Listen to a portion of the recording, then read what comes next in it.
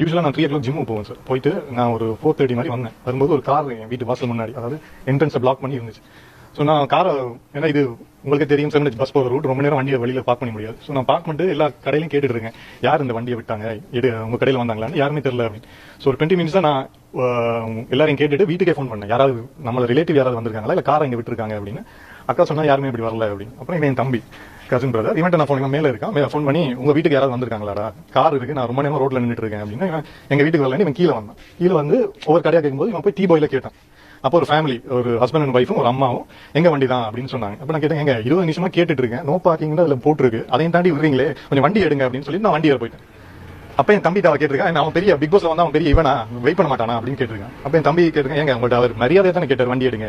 இப்படியே வாக்குவாதப்பட்டு இருக்கேன். நான் திருப்பி வண்டியில இருந்து இறங்கி வந்து, அண்ணா நான் ரொம்ப நேரம் வண்டியை ரோட்ல நிக்க முடியாதுன்னா சீக்கிரம் எடுங்க அப்படின்னு சொல்லி போறதுக்குள்ள சூடான காஃபி எடுத்து என் தம்பி மூஞ்சில ஊத்திட்டான். ஊத்திட்டு கழுத்தை நெரிச்சு கீழே ஆளை உட்கார வச்சுட்டு ஏறி உட்கார்ந்துட்டு இருந்தேன்.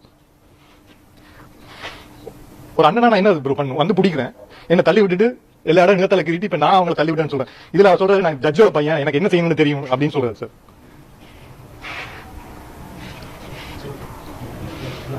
இல்ல சார், இது ஏதாவது ஒரு பிரச்சனை இப்படியே ஜட்ஜோட பையன் நான் என்ன சார் பண்றது? என் வீட்டுக்கு முன்னாடி வண்டியை நிப்பாட்டிட்டு எடுக்க மாட்டேன், நான் ஜட்ஜோட பையன் என்ன பண்ணு தெரியும்னு சொன்னா.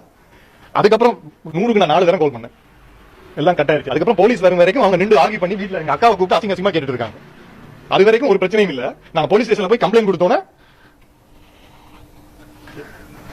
சொல்லு வண்டி நிக்க வரைக்கும் பண்ணுமான்னு சொல்லிட்டு அவன் வயசானவனுக்கு கூட பார்க்காம அசிங்கமா கேட்ட வரல திட்டினா சார்.